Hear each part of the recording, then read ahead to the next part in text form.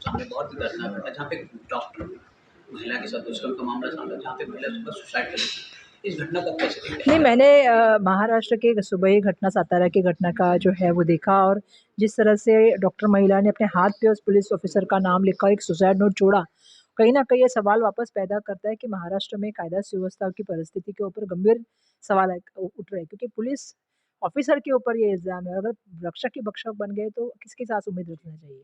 लेकिन मुझे एक चीज़ कहनी है कि हम बार-बार लगातार एक चीज़ की माँग कर रहे हैं कि राज्य को होम मिनिस्टर एक सेपरेट मिलना चाहिए, कि जिस तरह से हम देखते हैं आज देश में बाल अत्याचार में हमारा देश में हम महाराष्ट्र जो है पहले नंबर पे है, और महिला अत्याचार में हम दूसरे नंबर पे पूरे देश में।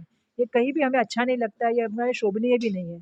और इसका कारण ये है कि जिस तरह से पुलिस यंत्रणा को जिस तरह से काम करना चाहिए, या जिस तरह से समाज के लिए सेवा करना चाहिए, और पुलिस यंत्रणा को जिस तरह से स्वतंत्रता देनी चाहिए, उसको जो है बार-बार हमने देखा कि राजकीय इंटरफेरेंस की वजह से जो है पुलिस यंत्रणा को बीच में कहीं न कहीं जो है वो डिमोरलाइज़ेशन आ गया है।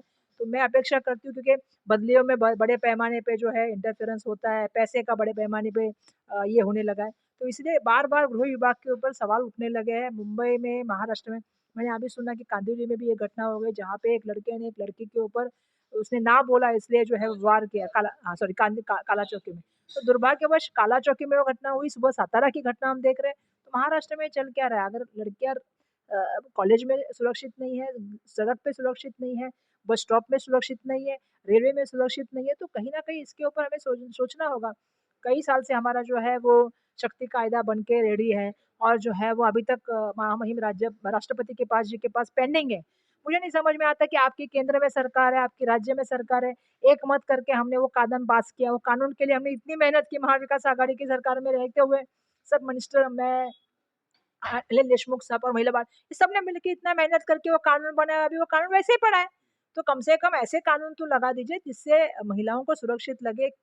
कानून की भी अलग एक ये होता है। तो मुझे लगता है देवेंद्र फडणवीस साहब का जो है मोदी शाह वहाँ पे है केंद्र में, तो महामहिम राष्ट्रपति से जाके मिलना चाहिए और उनको ये कानून पास कर लेना चाहिए। और दूसरा, उन्होंने कहीं न कहीं जिस तरह से उनका इंटरफेरेंस चल रहा है, और मैं देख रही हूँ उनके कार्यकाल में जिस तरह से आरोपी का फरार होना और आरोपी बाद में मिलना जिस तरह से बढ़ गया है, 1-1 महीने के बाद आरोपी मिलने लगे, या 15 दिन के बाद आरोपी कुछ केस में मिलते हैं। तो ये सब जो चीज़ें हैं, ये कहीं न कहीं लोगों के अंदर जो कानून का डर था, वो डर कम करने में कारणीभूत रही है।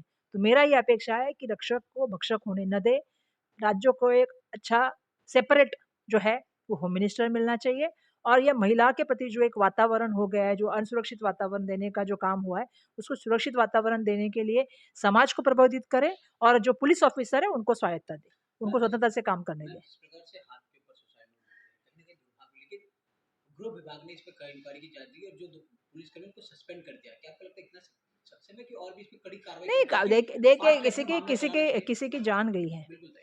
और जान गई, कब जब आदमी कब देता है, जब आदमी के सहनशीलता के बहुत ही ऊपर चली जाती है चीज़, और जो उसको लगता है कि अभी मैं इस चीज़ को सहन नहीं कर सकता। तो इतना अगर किसी को कोई टॉर्चर कर रहा है, तो उसको सज़ा सिर्फ़ सस्पेंड करना होती है क्या? एसआईटी की बात करें। तो मैं तो बिल्कुल माँग करूँगी इस पूरी चौकसी की, और ऐसे कितने पुलिस ऑफ़िसर हैं, क्योंकि आपको मालूम है कि वो सीढ़ी भी जब आई थी, जी। जो एक बड़ा विवाद बीच में बचा था, लेकिन बीच में अभी आप लोगों ने पूरा वो बवाल जो है उसमें बंद हो गया। लेकिन उसमें कई ऑफ़िसर्स के भी नाम आए थे। भले ही ब्लैकमेलिंग का प्रकरण था, लेकिन पुलिस यंत्रणा को भी ये बताना पड़ेगा कि आपको कानून की व्यवस्था के अंतर्गत आप हो, तो आपको भी कानून व्यवस्था का संभाल करना चाहिए। और जो लोग काम करना चाहते हैं अच्छे से, उनको स्वतंत्रता भी देनी चाहिए, उनके हाथ बाँध के रखने का काम कभी कई जगह में होता है। तो मेरा यही कहना है कि मुख्यमंत्री महोदय, जो आज राज्य के गृह मंत्री भी हैं, उन्होंने इस पूरे प्रकरण की पूरी चौकसी करनी चाहिए। क्यों इतनी बात हो गई कि एक इंसान जान देने तक गया, और वो भी डॉक्टर लड़की।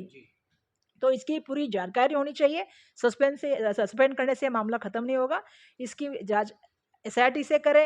राज्य महिला आयोग को भी मेरा कहना है कि ऐसे केसेस में सुमोटो इंटरवीन करें, और सुमोटो इंटरवीन करके इसकी पूरी जानकारी लेनी चाहिए। लोगों को बताना चाहिए कि एग्ज़ैक्टली ये मैटर क्या था। दुर्भाग्यवश आजकल राज्य महिला आयोग को जिस तरह से काम करना चाहिए, बाद में घटना होने के बाद पहले उनके पास कंप्लेंट भी जाती है लेकिन वो एक्शन ही नहीं लेते, तो बाद में लोगों को उसमें आना पड़ता है।